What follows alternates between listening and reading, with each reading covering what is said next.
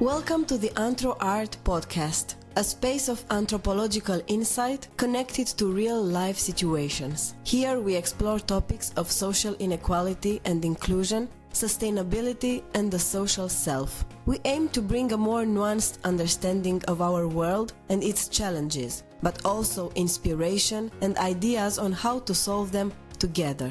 We hope you enjoy it.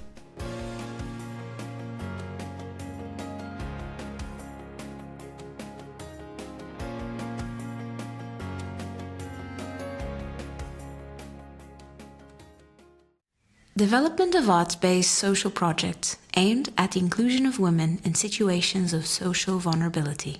Introduction. This article is based on my master's dissertation, a result of work I have been conducting for 10 years as a social interventionist with women in situations of social vulnerability. For this work, I conducted autoethnographic research, a methodology originating in the field of anthropology, which allowed me to create a theoretical text focused on the following research problem. Which of my experiences as a social interventionist in the last 10 years can contribute today to empower other individuals to also become social interventionists and develop actions aimed at women in situations of social vulnerability?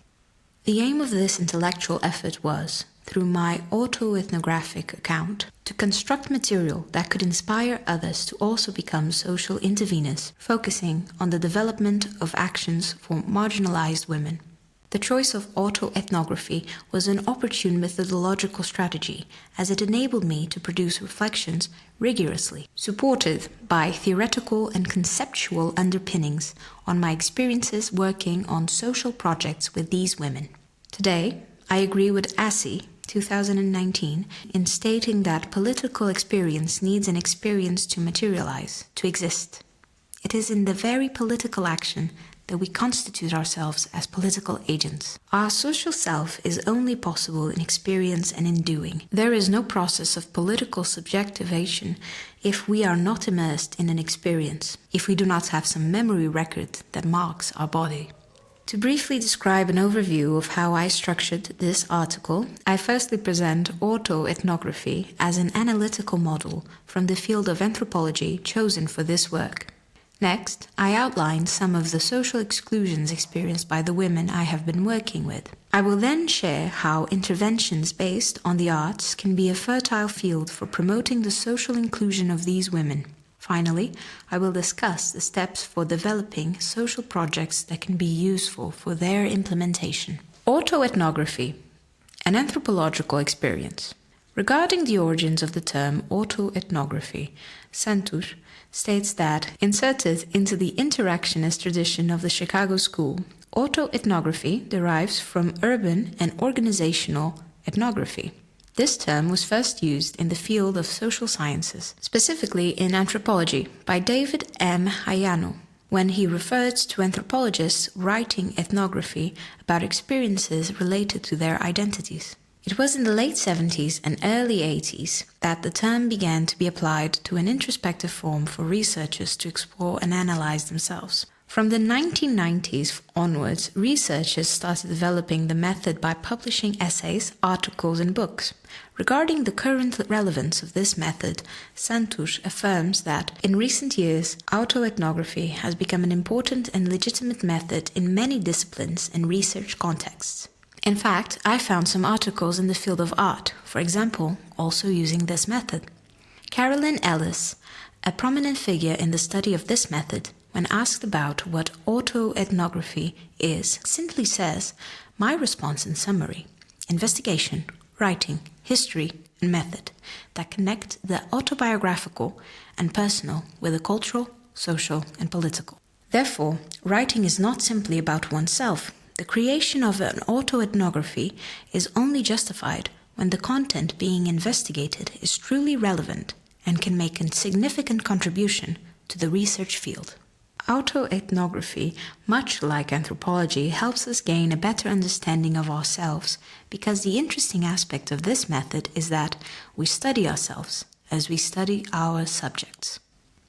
For those interested in delving deeper into this method, I suggest two important introductory readings: The Ethnographic Eye, a methodological novel about autoethnography by Carolyn Ellis, and Autoethnografía, una metodología cualitativa, with selected texts by Silvia M. Bernard Calva, which includes some articles by Carolyn Ellis, whom I just mentioned, along with other collaborators. Finally, it is considered important that the text creates an impact, affecting the reader emotionally and intellectually, to the extent that it not only prompts questions, but also instigates action in society. Therefore, reader, I hope that through reading about my autoethnographic experience, you may be moved and inspired to take action in combating inequality and promoting social inclusion for these women. Social exclusion of women in poverty. The exclusion is a useful concept in defining poverty lines and is also directly related to the notion of citizenship. To understand this notion, it's important to grasp its opposite. If someone is excluded, they are in relation to some other process of inclusion. I would like to emphasize symbolic exclusion, which I observed extensively throughout my work, as a fundamental aspect that must be addressed to ensure the rights of these women. It refers to the construction of their identity and positive self-image, as well as combating all forms of stigma, prejudices, and stereotypes to which they are socially subjected. The stigmas these women carry are related to residing in precarious conditions, as previously mentioned, outside the so-called normal standards of sociability. The prejudices they face are directly related to the stereotypes and stigmas attributed to them, and these concepts are important mediators of social exclusion within the field of social psychology studies. Concerning their definitions, prejudice is a positive or negative judgment formulated without prior examination about a person or thing. There is a significant responsibility placed on the media, which shapes a society and determines who belongs or not, which women are accepted and valued, and which are not. Stereotypes can be understood as schemas that specifically concern personal attributes characterizing members of a certain group or given social category. They are considered as the result of simplification processes inherent in common sense thinking. If the problem of exclusions faced by these women is social in nature, then the quest for solutions to their problems also needs to be collective and encompass the action of civil society. What I propose is that the development of social projects acting through art-based interventions can be a way to collectively combat stigmas, prejudices, and stereotypes in pursuit of guaranteeing their dignity. Faced with the urgencies manifested by social inequalities, it is no longer time to merely discuss politics. It is time to have concrete experiences that allow us to act politically. It is us, as a society that excludes, who need to take responsibility for our part in seeking solutions to this problem. A critical point to draw attention to is that we overlook the fundamental analytical scope of exclusion, which is that of injustice, says Sawaya. This requires an action or attitude from another party that makes them vulnerable, which can be the government when it strips away their rights, or even misogyny, sexism, racism, for instance. It can also be ourselves when we witness the exclusion many of them experience and do nothing to change the scenario. Arts-based interventions as a strategy for social inclusion. The arts-based intervention emerges as an interdisciplinary and collaborative field, encompassing community-based artistic practices focused on social and political issues, revolving around two central themes: relations of power and domination. It's a diversified area of action intersected by a variety of understandings. Matterosso highlights community art based on the claim for social rights, such as participatory art, defined by the sharing of the creative act between artists and non-professionals in an act of co-creation with political purposes. Creativity is a fundamental element in these practices, as it allows individuals to bring forth the new, something different from what was previously established, enabling the expression of various manifestations of themselves in relation to others and the context in which they exist. Arts-based intervention is inherently a participatory practice, falling within what Mello suggests as the paradigm of the creative citizen, where individuals can go beyond being mere spectators and can actively participate in this process of artistic and cultural creation, the importance, effects, and consequences of which should be studied, says Mello. Considering its potential for human flourishing, art can be an instrument that allows the freedom of expression for women who have historically been silenced by hierarchies and dominations. These types of interventions enable access to stored feelings, often difficult to express without the aid of strategies that encourage the overcoming of psychological, cultural, and/or social blockages, as stated by Prats. Art can also help create potential for post-traumatic growth. In these interventions, the goal is not to discuss conceptual and theoretical art. The advantage of its use lies in it being a method, a means, and not a final product, says Silva. Its forms of expression such as music, poetry, photography, theatre, dance, performance, modeling, and collage can serve as means for women to explore their own personal resources, contributing to mobilize behaviors of subversion in the face of discourses of discrimination. The use of art, when combined with sociological and psychological theories, enables a new way of producing anti-racist, anti-capitalist, and anti-colonial social sciences. It can be used as practices of empowerment and resilience for women facing oppressive contexts. As women produce art, they are creating their own subjectivities, deepening themselves. As in the creative activity, the subject also rediscovers itself in new forms, being able to reinvent itself as another.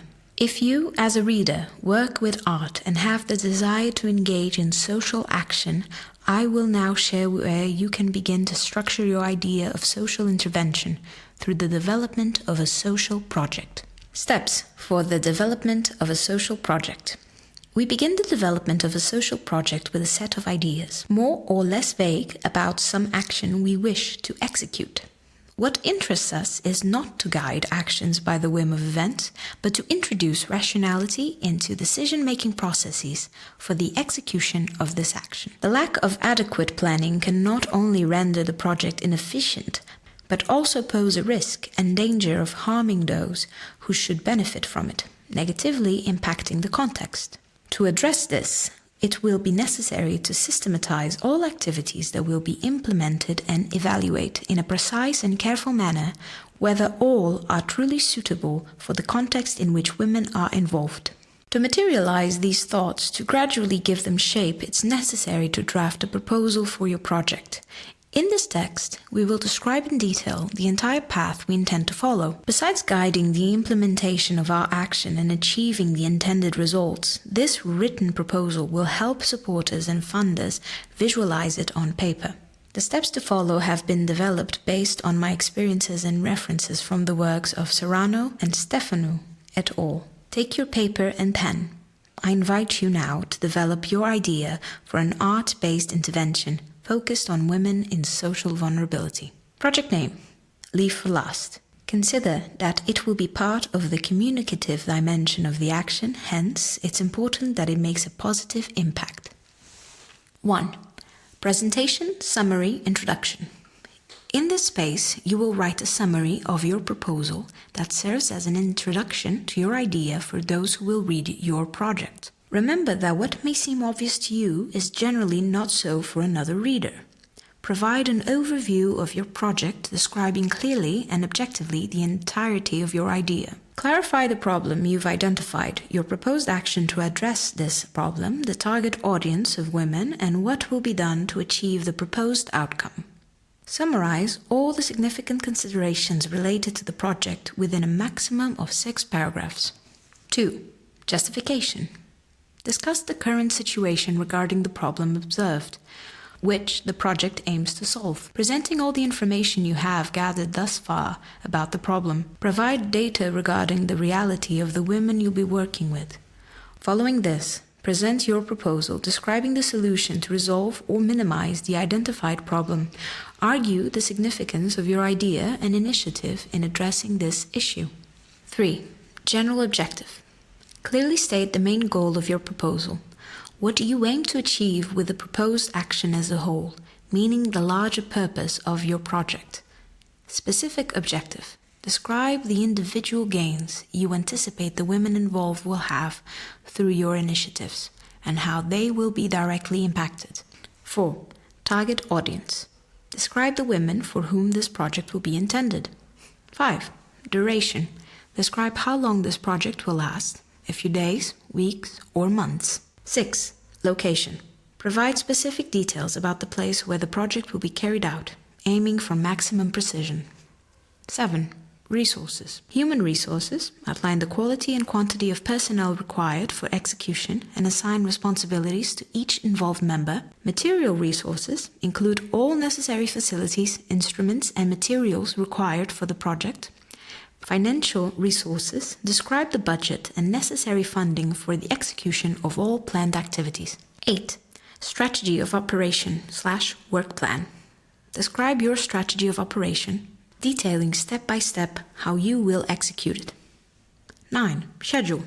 Create a timetable for your proposal divided into months, weeks, days, and hours. Organize the timing for each action to occur. 10. Expected results. Describe the expectations you aim to achieve with your proposal. 11. Evaluation. At the end of the project, how will you assess if you achieved impact? How will you evaluate the level of satisfaction of the participating women, their enjoyment of participation, or if they have any criticism to offer? Final remarks. Aiming to mobilize the reader toward actions combating gender inequalities and fostering social inclusion for vulnerable women, I centered my reflections on the notion of the social self, acknowledging the relational nature of the self. I suggested a nuanced understanding of exclusion, not solely focusing on women experiencing exclusion, but also reflecting on how society, including ourselves, perpetuates their exclusion. We often discuss systems or others as the agents of exclusion, yet rarely include ourselves in these critiques. If these women suffer due to social issues, strategies to address this suffering should be considered from a collective societal perspective. In accessible language, I shared how socially driven interventions through the arts can serve as crucial tools when developing social projects. As a result, I provided an introductory guide for creating social projects. This article served as a call to action, urging us to take responsibility and recognize our complicity in perpetuating exclusion when witnessing poverty without taking action to change the scenario. Studies on poverty are inexhaustible and warrant further scientific investment to broaden our understanding of this phenomenon through a gender-focused lens. The goal is to contribute to creating social impact, tackling inequalities, and fostering social inclusion through the arts.